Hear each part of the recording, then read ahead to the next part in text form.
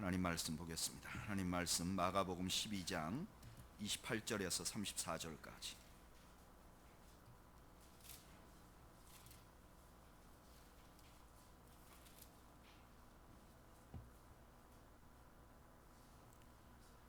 마가복음 12장 28절에서 34절까지.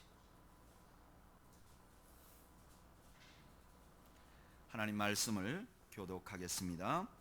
서기관 중 한 사람이 그들이 변론하는 것을 듣고 예수께서 잘 대답하신 줄을 알고 나와 묻되 모든 계명 중에 첫째가 무엇이니이까?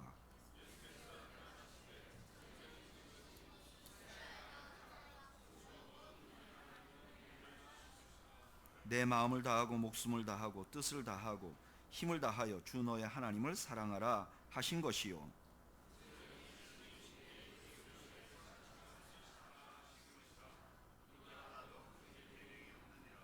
서기관이 이르되 선생님이여 옳소이다. 하나님은 한 분이시요 그 외에 다른 이가 없다 하신 말씀이 참이니이다.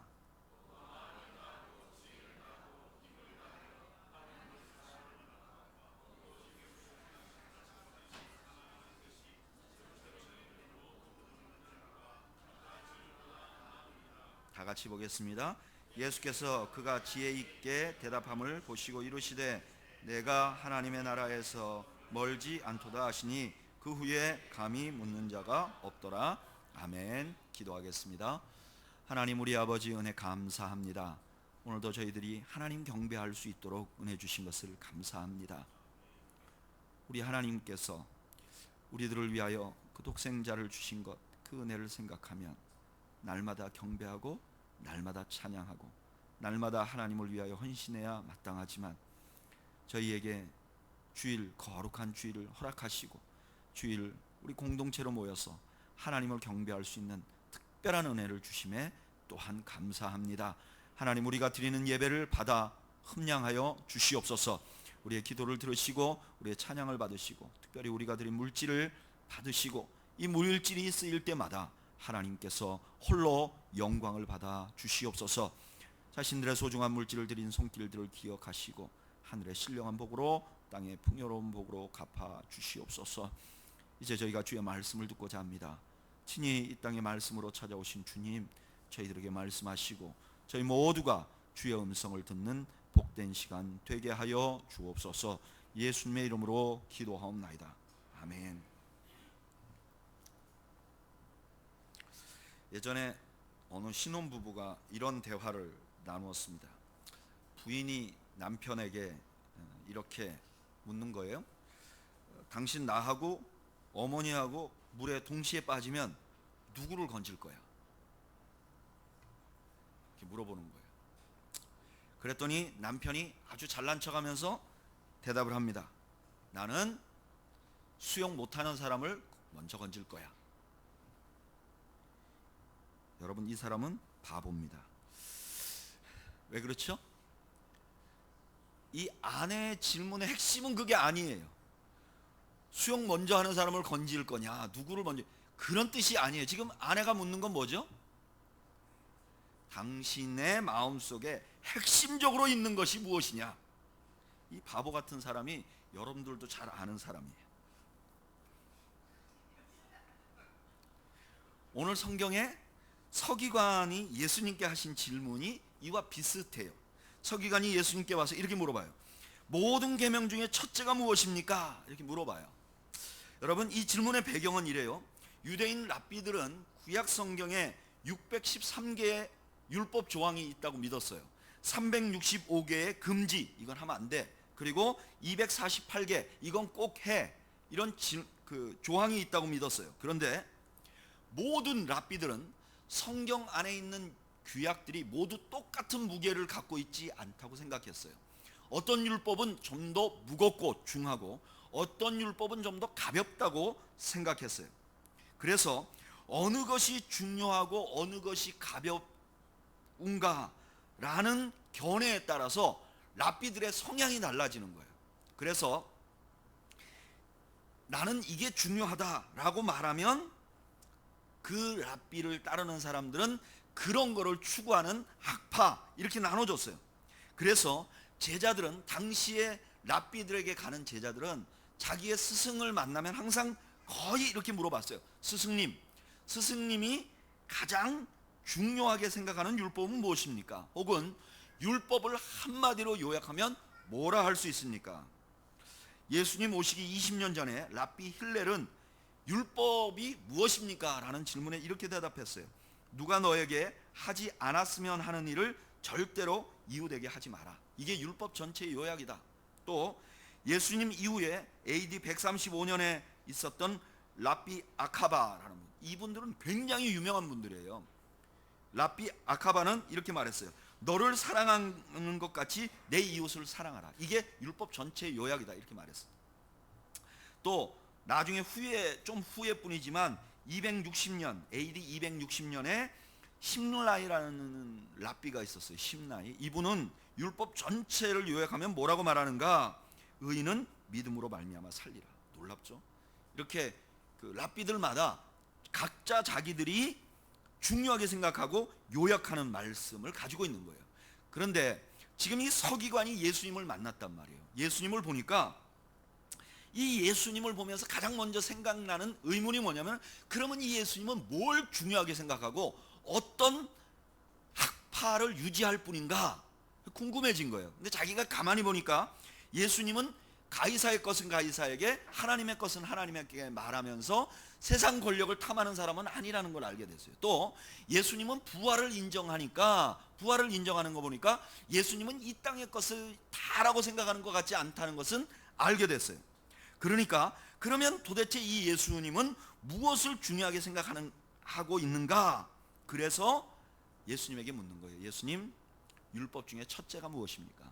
당신이 지금 하고 있는 운동, 당신의 학파에서 가장 중요한 게 무엇입니까? 이렇게 물어본단 말이에요. 근데 예수님은 그 질문의 의도를 정확히 파악하셨어요.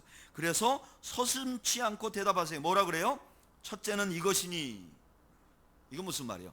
내가 제일 중요한 율법 조항이 있다, 중요하게 생각하는 율법 조항이 있다.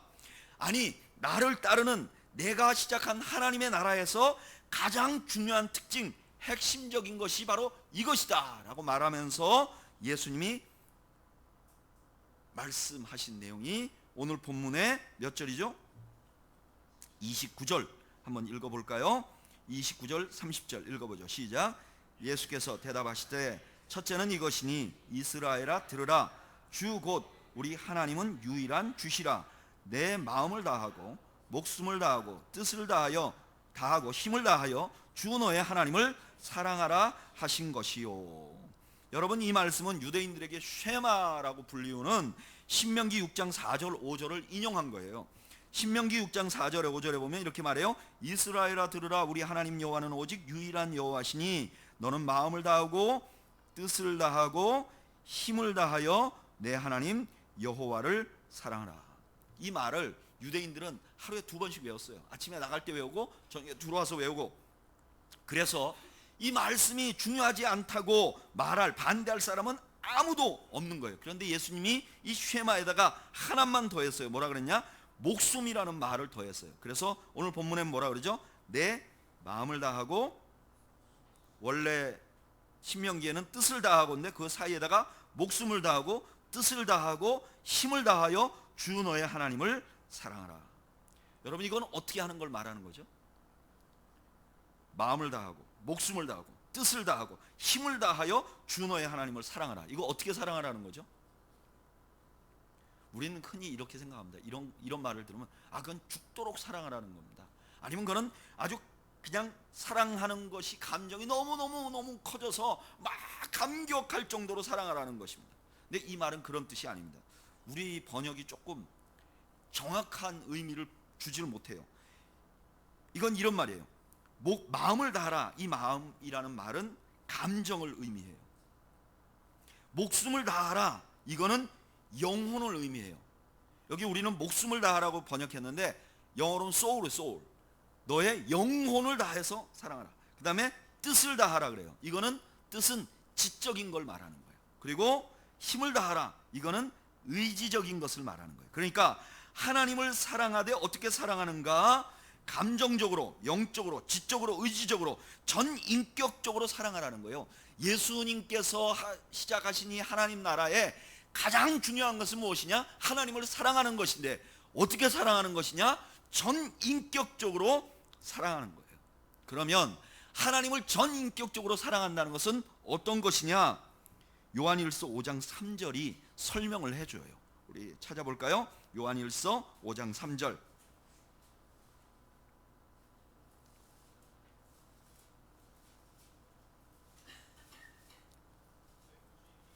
392페이지 읽어보죠. 요한일서 5장 3절 읽어보겠습니다. 시작. 하나님을 사랑하는 것은 이것이니 우리가 그의 계명을 지키는 것이라. 그의 계명들은 무거운 것이 아니로다. 하나님을 사랑하는 것은 이것이라는 거예요. 그게 뭐라는 거예요? 그의 계명을 지키는 거라는 거예요. 예수님께서 말씀하신 게 뭐냐? 하나님을 사랑하는 것이 나의 나라의 최고의 중요한 것이다. 그런데 하나님을 사랑하는 것은 무엇이냐? 그의 계명을 지키는 거라는 거예요. 이 말씀은 구약의 신명기 말씀과 일맥상통해요. 신명기 6장 2절 말씀 한번 읽어볼까요? 신명기 6장 2절.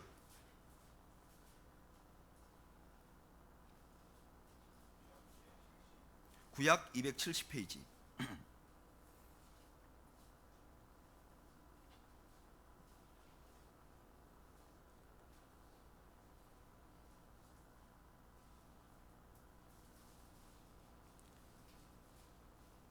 자, 읽어보죠. 시작.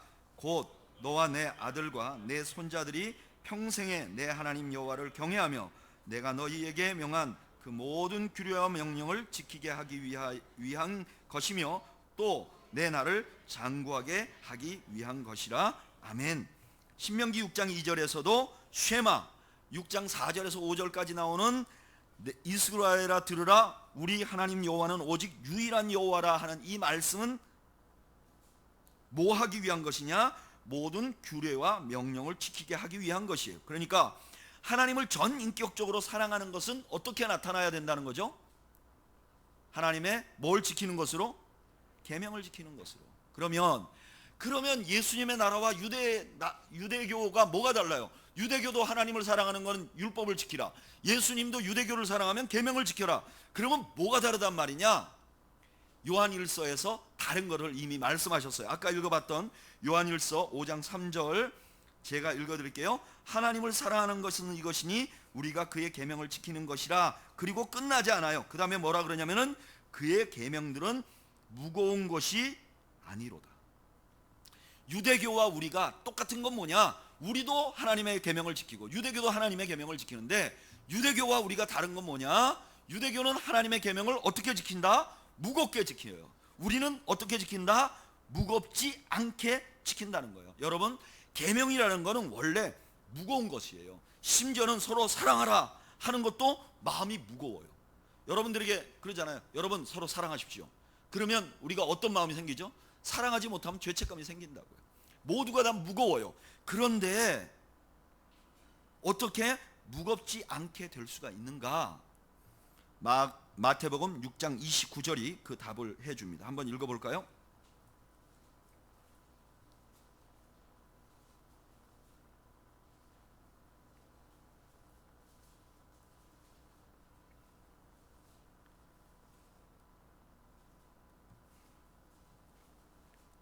읽어보죠. 마태복음 11장 29절. 마태복음 11장 29절.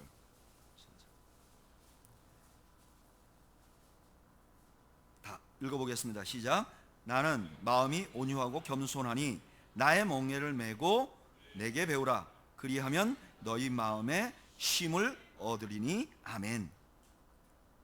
예수님께서 가지고 있는 멍에를 가지고 따라가면 우리가 쉼을 얻는다는 거예요. 예수님을 통하면 율법이 가벼워진다는 거예요.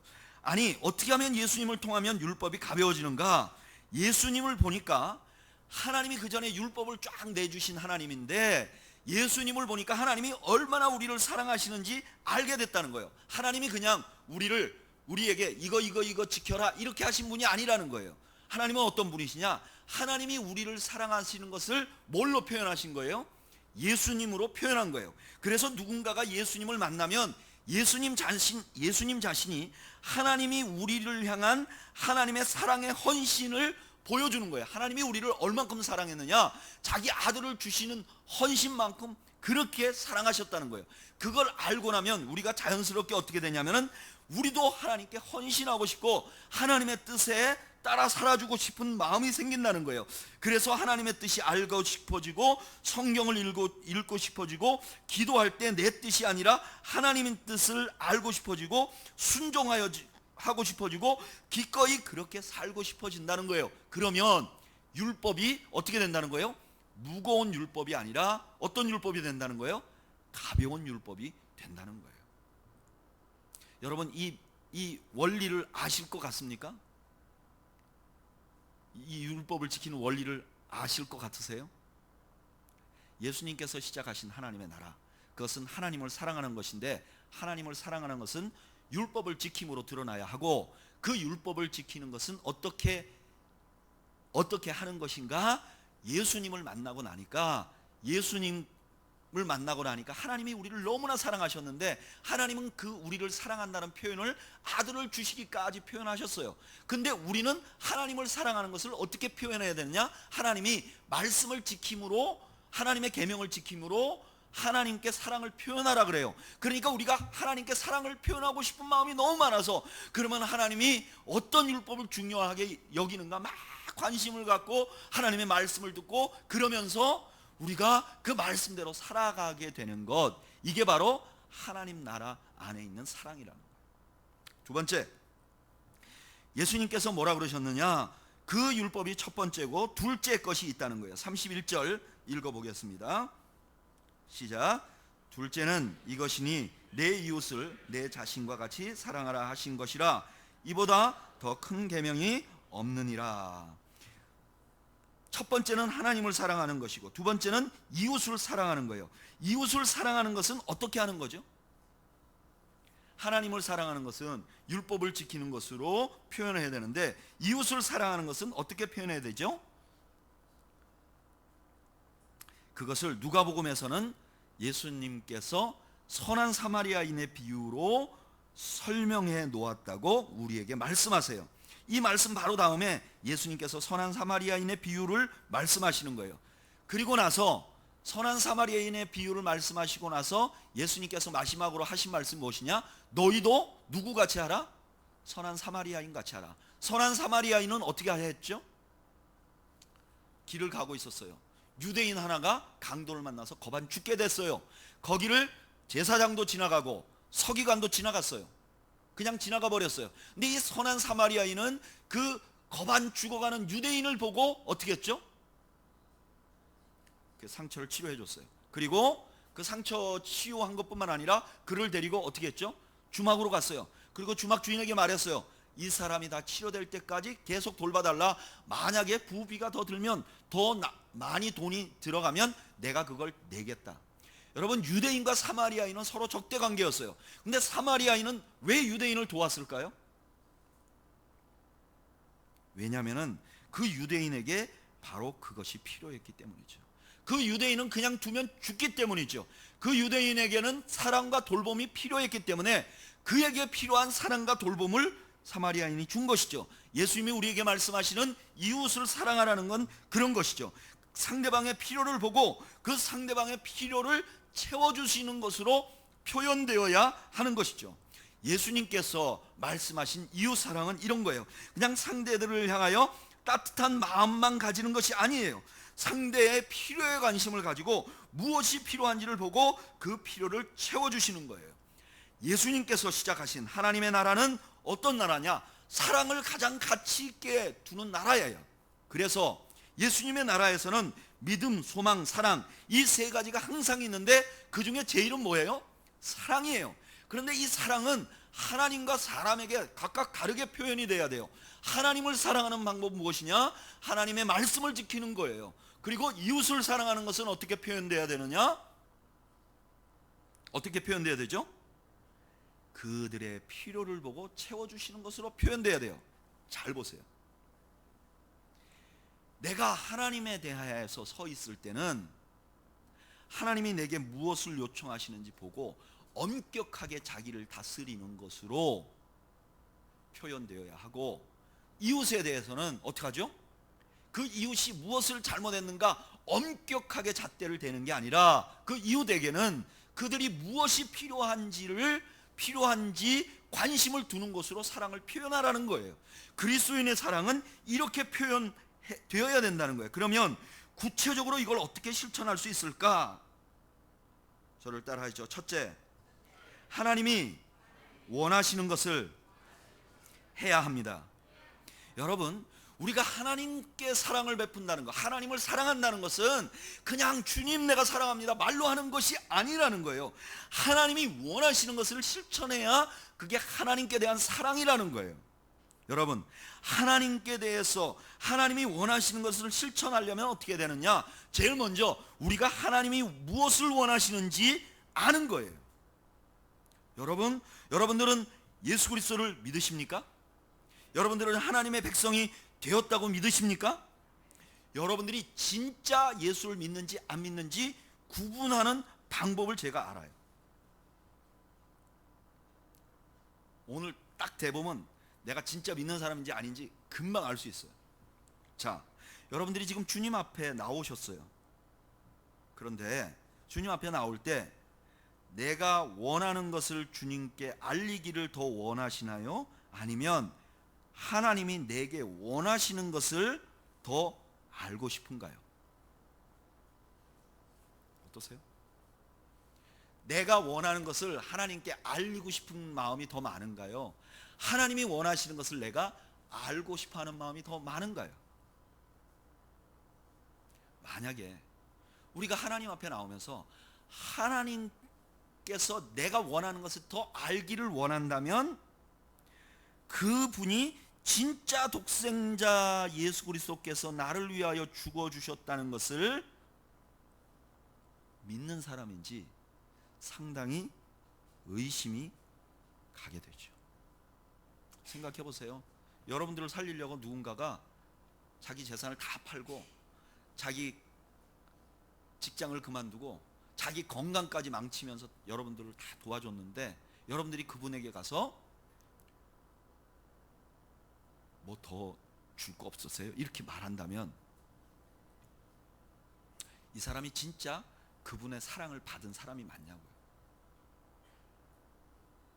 여러분, 하나님의 나라의 시작은 어디서부터냐? 예수 그리스도를 만나는 것부터 시작되는데, 예수 그리스도를 만나면 가장 먼저 변해야 될 건 무엇이냐? 내가 내 뜻을 하나님께 관철시키는 것이 아니라 하나님이 나에게 무엇을 원하는지를 볼 수 있는 것으로부터 시작되는 거예요. 그로부터 시작되는 거예요. 저는 여러분들이, 저도 마찬가지고 하나님 앞에 철든 자식들이 되기를 소망합니다. 철든. 수십 년 신앙생활을 했는데도 매일 나오면 하나님 내가 이거 필요한데 하나님은 내가 필요한 이것에 왜 관심이 없습니까? 라고 묻는 게 아니라 하나님 나에게 무엇을 원하십니까? 하나님은 무엇에 관심이 있으십니까? 라고 물을 수 있어야죠. 여러분, 성경 말씀을 읽고 큐티를 할 때도 마찬가지예요. 하나님이 내게 무슨 도움을 줄지를 보는 게 아니라 내가 하나님께 무엇을 해드릴 수 있을까라는 관점으로 큐티를 해야죠. 설교 들을 때도 마찬가지고 교회가 뭔가 결정할 때, 회의를 할 때도 우리는 교회는 무엇을 해야 되는가 결정할 때도 하나님이 무엇을 우리에게 원하시는지를 먼저 관심을 두어야죠. 그게 교회죠. 저는 우리는 교회는 하나님이 우리에게 무엇을 원하는지 관심을 가져주는 그런 교회가 되기를 소망합니다. 그리고 하나님께서 원하시는 일이라면 두 번째로 어떻게 할 수 있어야 되죠? 과감하게 실천할 수 있어야죠. 우리가 손해를 보더라도 과감하게 주님 앞에 순종할 수 있어야죠. 여러분, 이 땅에 예수 그리스도가 오신 것이 어떻게 오셨어요? 누가복음 1장 38절에 마리아가 이르되 주의 여정년이 말씀대로 내게 이루어지이다 하매 천사가 떠나가니라. 마리아에게 천사가 나타나서 너가 아이를 낳을 것이다. 저는 결혼도 아직 안 했고 약혼해 있는데 지금 아이를 가지면 나는 돌 맞아 죽습니다. 그런데 그것이 진짜 하나님의 뜻이라면 그 뜻대로 이루어지이다. 여러분, 교회는 어떤 것이냐? 하나님이 원하는 일이라면 손해볼 일을 과감하게 실천할 수 있는 곳이 교회여야 합니다. 교회는 돈을 잘 굴려서 부자가 된 것을 자랑해서는 안 됩니다. 재개발을 하는데 주민들에게 피해를 주고 돈을 많이 받은 것을 자랑하는 모습이 돼서는 안 됩니다. 손해본 흔적이 있어야 합니다. 주님 때문에, 하나님 때문에 손해본 흔적이 있어야 교회인 것이죠. 성도도 마찬가지입니다. 주님 때문에 손해본 흔적이 있어야 됩니다. 주님 때문에 모든 게 잘 되기만 했다면 의심해 보아야 합니다. 저는 여러분들이 주님 때문에 손해본 흔적을 갖는 축복이 있기를 주의 이름으로 축원드립니다. 하나님을 사랑한다는 것은 하나님이 하라고 하는 일을 하는 것임과 동시에 또한 하나님이 하지 말라고 하는 일은 하지 않아야 합니다. 그래서 그리스도인들은 스스로 도덕적으로 자기에게 엄격해야 합니다. 수많은 경우 우리는 자신에게는 엄격하지 않고 타인에게는 엄격합니다. 이런 사람들에게 예수님께서 이렇게 말씀하셨어요. 마태복음 7장 3절에 어찌하여 형제의 눈 속에 있는 티는 보고 내 눈 속에 있는 들보는 깨닫지 못하느냐. 하나님의 나라 운동, 예수님을 따라다니는 사람들, 아니 교회는 어떤 사람들이어야 하느냐? 자기 눈에 있는 티를 보고 그것 때문에 가슴 아파하고 내 탓이라고 울부짖을 수 있는 사람들이 하나님 나라 일꾼들이라는 거예요. 우리는 우리 스스로에게 도덕적으로 더 엄격한 잣대를 가지고 있어야 한다는 거예요. 뿐만 아니라 도덕적인 잣대뿐만 아니라 사회 법규에도 우리는 훨씬 더 엄격해야 됩니다. 여러분, 너무 많은 경우에 교회가 혹은 예수 믿는 분들이 사회적인 문제 관해서 엄격하지 않습니다. 교회가 불법을 그냥 합니다. 교회가 건축하면서 법규를 어깁니다. 그리고 법규를 어긴 것을 자랑합니다. 저는 이민교회에서도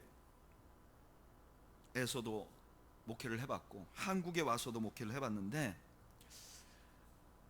누가 더 신실하냐? 그러면 저는 한국에 있는 성도들이 훨씬 신실한 것 같아요.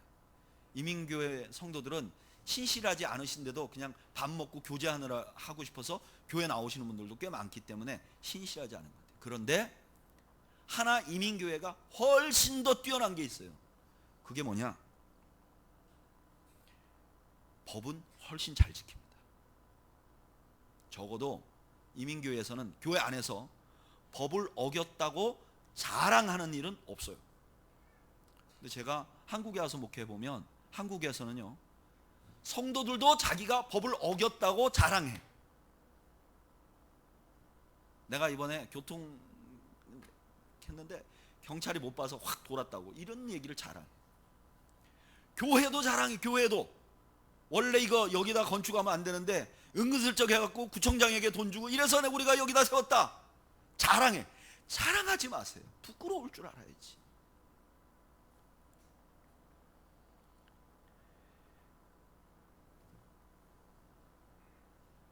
여러분, 그리스도인들은요, 세상의 잣대 정도는 위에서 놀아야 됩니다.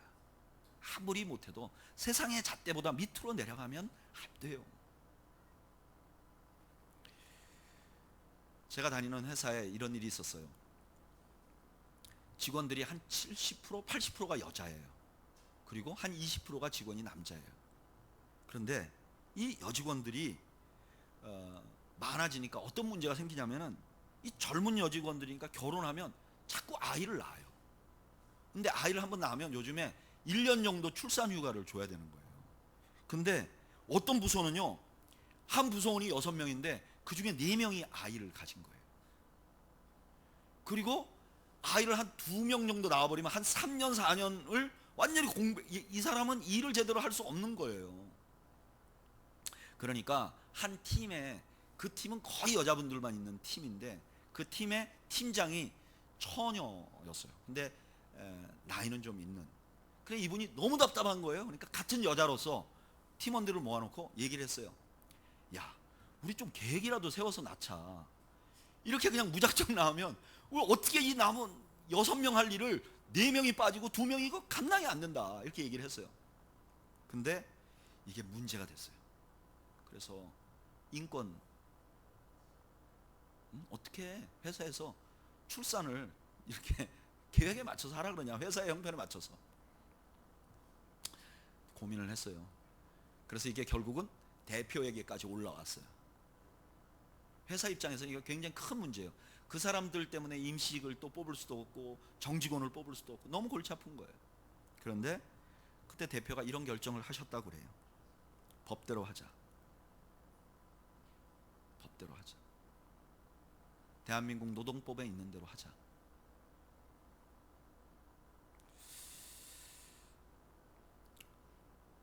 여러분, 교인들이 교회 다니면서 뭘 배워야 하느냐? 법대로 하는 것을 배워야 합니다. 그리고 자기 자신에게 그거를 적용하도록 훈련이 되어야 합니다. 그런데 교회에서 법대로 하지 않으니까 교인들이 어디서 그걸 배우겠어요? 하나님을 사랑하지 않는 것입니다.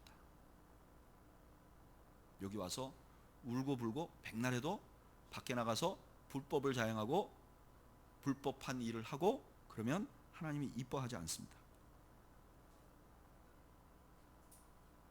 세 번째, 작은 물질에도 엄격해야 합니다.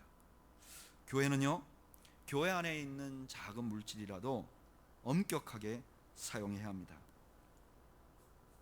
교회 것일수록 더 철저하게 사용해야 합니다. 남에게 베풀 때는 넉넉하게 해야 됩니다. 그러나 교회 것은 검소하게 해야 합니다. 저는 우리는 교회 성도들을 그런 면에서 굉장히 자랑스럽게 생각합니다. 얼마 전에 우리 임직식이 있었잖아요. 그런데 새로 임직한 분들에게 우리가 패를 다 하나씩 해드렸습니다. 이건 해야 돼요. 근데 제가 가만히 생각해 보니까 이미 그런 임직식은 안 하지만 임직식을 한 번씩 하셔서 이미 우리는 교회에 취임하신 분들이 계세요. 6분 이상. 그래서 제 생각에 상패 만드는 김에 하나 더 만들자. 그럼 뭐 만 얼마 해요. 그래서 그래도 우리는 교회에 취임하신 이미 힘으로 하시는 분들인데 그 패 하나씩 더 만들어 드리면 어떠냐. 그런데 그분들이 이구동성으로 목사님 뭐 할라 그런데 돈 씁니까?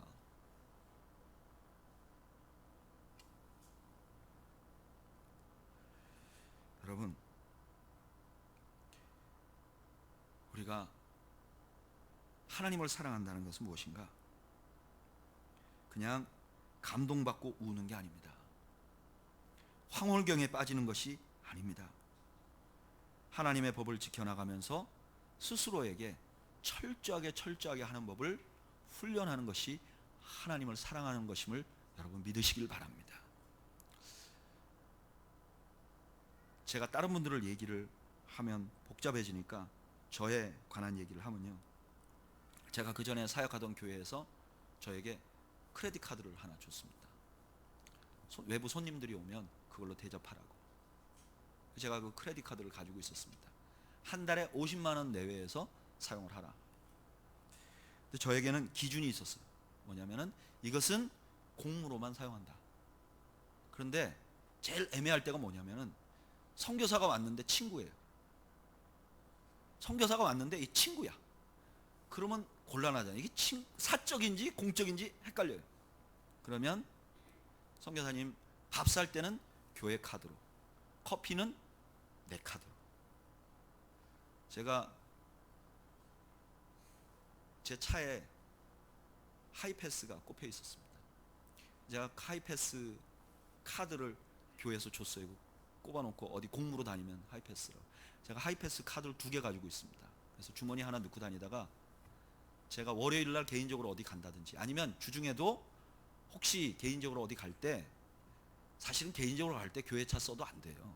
그런데 제가 차가 없으니까 어쩔 수 없어서 교회에서 저에게 저 쓰라고 준 승용차를 탈 때 하이패스를 끊게 되면 바꿔서 꼽습니다. 제 거를 꼽습니다.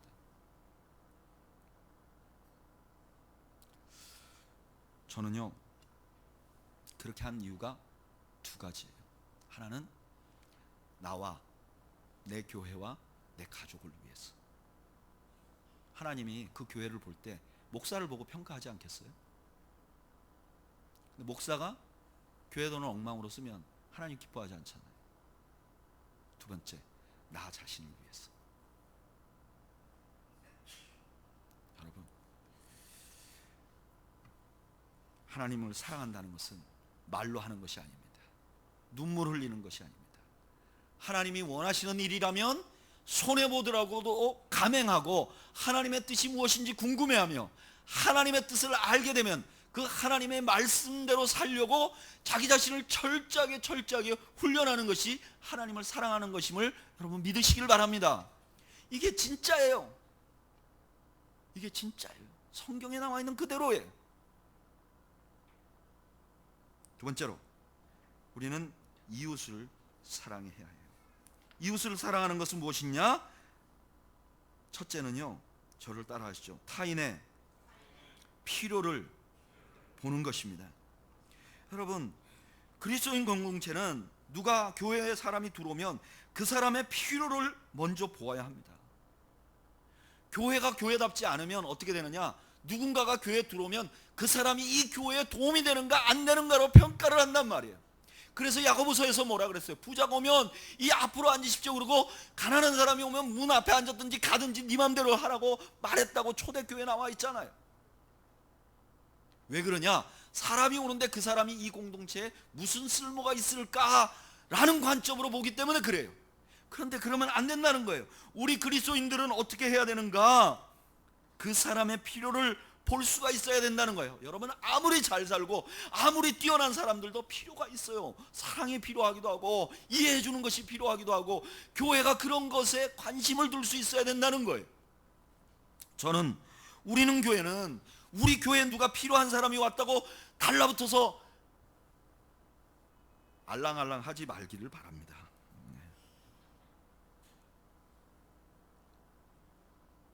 다 죄인들이 오는 거예요. 교회는. 그리고 다 사랑이 필요해서 오는 거예요.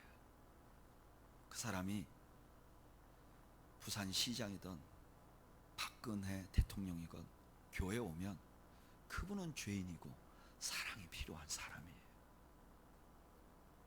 그분의 영적인 필요, 감정적인 필요를 봐줄 수 있어야죠. 두 번째로, 우리는 개인의 그런 필요뿐만 아니라 그 상대방의 스타일도 존중해 주어야 해요. 너무나 많은 경우 크리스찬들은요, 나의 물질은 가끔 나눠요. 나의 시간은 나눠요. 근데 절대로 안 나누는 건 뭐냐? 자기의 스타일은 안 나눠요. 자기의 예배드리는 스타일, 자기가 부르는 찬송가의 스타일. 여러분,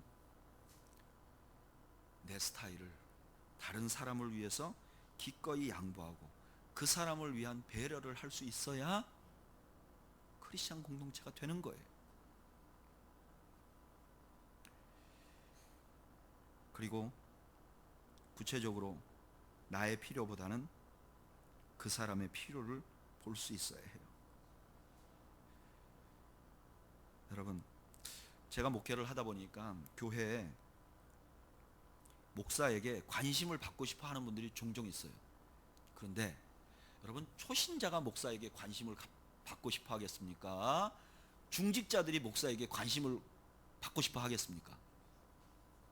네? 초신자요?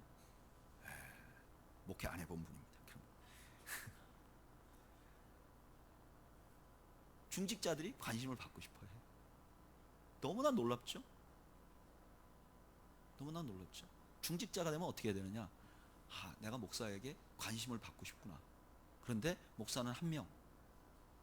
근데 나 말고도 목사님에게 관심을 받고 싶어 하는 사람들이 많겠지. 그러면 그 사랑은 내가 채워줘야지. 이 중직자죠. 여러분 생각해 보세요. 제가 조용기 목사님에게 사랑을 받고 싶어. 여러분들 팽개치고 매일 거기 가서 설교 듣고 그럼 좋겠어요? 마찬가지죠. 교회 직분을 맡는다는 건 동력자가 되는 거예요. 한 사람이 할 수 있는 일을 나눠서 하는 거예요. 목사만 하는 게 아니라 성도들 다 같이 하는 거예요. 저는 우리는 교회는 그런 파워가 있다고 믿습니다. 그래서 우리가 서로의 필요를 보고 그 사람의 필요를 채워주면 그 안에서 기적이 일어나요. 그 안에서 기적이 일어나요. 기적은 다른 데서 일어나는 게 아니라 우리가 서로의 필요를 보면서 그 사람에게 관심을 갖는 순간에 기적이 일어나는 거예요. 저는 주일날 그 컴패션에 가서 컴패션 밴드라는 데서 설교를 합니다. 그런데 그 컴패션 밴드의 리더가 심태윤이라는 사람이에요. 이 사람이 옛날에 유명한 가수였다 하더라고요. 꽤나 많이는 아니지만 좀 유명한 가수였대요. 그런데 이 사람이 가수를 그만두고 요즘은 사업을 해요. 심양, 심순탕 이런 거 해가지고 식당을 하는데 한 8개인가 9개 하는데 돈 많이 벌었어요. 꽤나 부자예요. 그 8개가 다 매상이 굉장히 높아요.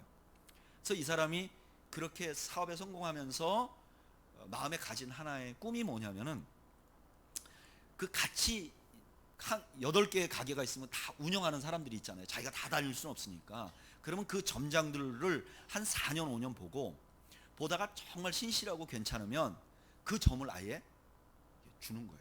물론 뭐 매매를 하지만 그 브랜드하고 그 회사 다 운영되는 걸 그냥 이렇게 주는 거니까 이거 거저 주는 거나 다름없어요. 그래서 한 형제에게 줬어요. 자기가 가지고 있는 매장 중에 가장 잘 되는 것 중에 하나, 경희대 앞에 있는 매장을 그 형제에게 줬어요. 그래서 이 친구가 운영을 해요. 그리고 어떻게 하느냐, 이 사람하고 자기하고 또 돈을 합쳐서 그 중에 있는 또 똘똘한 친구 하나를 선대해서 네가 돈을 얼마 내고 내가 돈을 얼마 내고 또 너도 혜택을 받아서 얼마 내서 셋이 합쳐서 가게를 하나 내는 거예요. 그리고 이거를 또 그 사람에게 주는 거예요. 이해가 되죠? 그래서 하나는 아주 성공적으로 했는데 압구정동에다가 두 번째 가게를 열었는데요. 이게 완전 망했어요. 그래갖고 지금 한 4개월 됐는데 손해 본 것만 딱 시작해갖고 요 시점까지 온 손해만 5억이랍니다. 여러분, 아무리 사람이 돈이 있어도 5억이라는 돈은 엄청나게 큰 돈이에요. 그래가지고 이 소위 말하면 오너죠. 회장이죠. 자기는 식당 여러 개 있으니까. 그런데 이 오너가 가서 거기서 막 일을 해야 돼요. 왜냐면 인건비를 아껴야 이게 월급을 주니까. 그리고 이쪽에 있는 친구도 와서 계속 일을 돌리고 이 소위 말하면 사장들이 이 하나를 살리기 위해서 가서 전단지 돌리고 막 그러는 거예요. 키를 쓰고 애를 쓰니까 처음에는 뭐 한 달에 뭐 1,000만 원씩 이렇게 손해를 봤는데 지금은 뭐 한 200만 원 정도 손해를 보는 거예요. 근데 이 점을 새로 시작한 이 친구가 원래 안양의 깡패였어요. 근데 이제 철이 들어가지고 결혼해가지고 지금 아내하고 아이 둘이 있는데 월급을 가져갈 수 없는 거예요. 이 오너로서는 손해가 200만 원, 300만 원 나니까 제로인 거예요. 그런데 이 심태원 형제가 원래 이 친구가 받던 월급을 맞춰서 주는 거예요. 자기 다른 데 수입을 빼가지고 원래 이미 소유권은 이 사람 건데 맞춰서 주는 거예요. 그리고 이번 겨울에는 너무 힘드니까 100만 원을 더 보너스로 줬대. 자기는 속이 타들어가는 거예요. 이게 계속 가면 이게 다른 데도 다 영향을 주니까.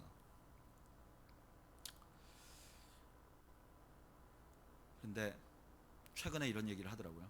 그 친구하고 자기하고 자주 만나지는 않는데요. 그런데 어느 날 차를 타고 그 형제 집에를 간 거예요. 이 친구 집에를 갈 때 같이 간 거예요. 차를 타고. 그랬더니 이 친구가 이런저런 얘기를 하더래요. 그런데 너무나 놀라운 게 이 친구가 교회를 나가기 시작한다는 거예요. 그 사업이 어려우니까 기도라도 해야 되지 않겠습니까? 교회를 나가기 시작한다는 거예요. 그리고 최근에 이 심태현 씨가 컴패션을 하는 걸 아니까 컴패션 후원도 한 아이를 시작했다는 거예요. 지금 너무너무 어려워서 자기는 아이들 뭐 장난감 하나도 못 사주는데 그 아이를 하나 후원하기 시작했다는 거예요. 그리고 그 내외간에 그 옛날에 깡패였는데 이제 정신 차려서 교회를 나가는 그 내외간에 앉아서 그렇게 얘기를 했대요. 야, 우리 아무리 어려워도 여기 있는 예보다 우리가 더 어려워지진 않을 테니까 우리가 아무리 어려워도 예를 후원하는 건 끝까지 지키자. 그 이야기를 듣는 순간 이 심태윤이라는 이 형제가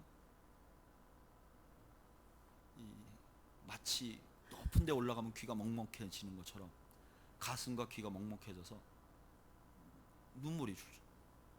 그러니까 말을 못하고 저쪽 창문 보고 있고, 이 친구도 그 얘기를 하면서 이쪽 창문 보고 눈물을 흘리고, 남자 둘이 차 안에 앉아가지고, 여러분 한번 생각해 보세요. 남자 둘이, 젊은 남자 둘이서 한쪽은 이쪽 창문 보고 울고 있고 한쪽은 이쪽 창문 보고 있고, 이 동성연애자들도 아니고, 여러분 무엇이 40대 초반 30대 후반의 남자들의 삶을 변화시키고 그들의 눈에 눈물을 흐르게 하는가? 예수 믿으라는 말, 교회 간다고 성경 들고 가는 거, 내가 몇 년 믿었다고 자랑하는 것이 아니고, 상대방의 필요를 보고 나도 힘들지만 함께 나누는 사랑이 그 형제를 교회로 나오게 하고, 그리고 그 형제 마음속에 또 다른 사람을 돕고 싶은 열망이 일어나게 하는 것이죠. 그래서 제가 같이 성경 공부하면서 그 이야기를 나누길래 제가 이렇게 얘기했어요. 태현 형제가 이때까지 썼던 100만 원 중에 이 돈은 가장 가치 있다. 왜냐? 다른 돈은 당신을 더 많이 돈 벌게 만들었지만 이 돈은 사람을 변화시켰기 때문이다. 여러분, 예수님의 나라를, 거창한 온 세상을 바꾸는 하나님의 나라는 하늘로부터 확 떨어진다든지, 기도하는데 기적이 일어난다든지, 갑자기 교회가 수백만 명이 되는 부흥으로 일어나는 것이 아니고, 내 자신이 하나님을 사랑하는 것을, 하나님이 원하시는 것을 하려고 애쓰고 하나님이 하지 말라는 걸 하지 않으면서 나에게는 엄격하면서 내 주변에 있는 사람들의 필요를 보고 그들의 필요에 우리가 민감하게 반응할 때, 그리고 그들을 위해서 우리가 가진 것을 나눌 때 진정한 의미의 하나님 나라가 임하는 것이죠. 저는 우리는 교회는 이 하나님의 나라가 실험되는 교회가 되기를 소망합니다. 진짜 되는지 안 되는지 한번 해보고 싶은 그런 교회가 되기를 원합니다. 저는 아주 전통적인 교회에서 체계적으로 훈련을 받은 목사입니다. 아주 전통적인 신학교를 나왔고 누구에게도 흠잡을 데가 없는 공부를 제대로 했습니다. 그런데 제 마음에 우리는 교회는 저의 목회와 신앙이 달려 있습니다. 진짜 하나님이 하라는 대로 하면 되나? 진짜 되는 건가? 이거를 말로 하거나 생각으로 하는 것이 아니라 우리가 직접 살아내보자. 한번 해보자. 그러면 되는가 안 되는가? 여러분, 하나님의 나라의 핵심은 사랑입니다. 하나님은 사랑이세요. 그 하나님의 사랑이 여러분 성탄의 계절에 여러분들 삶을 뒤바꿔 놓는 은혜가 있기를 주의 이름으로 축원드립니다.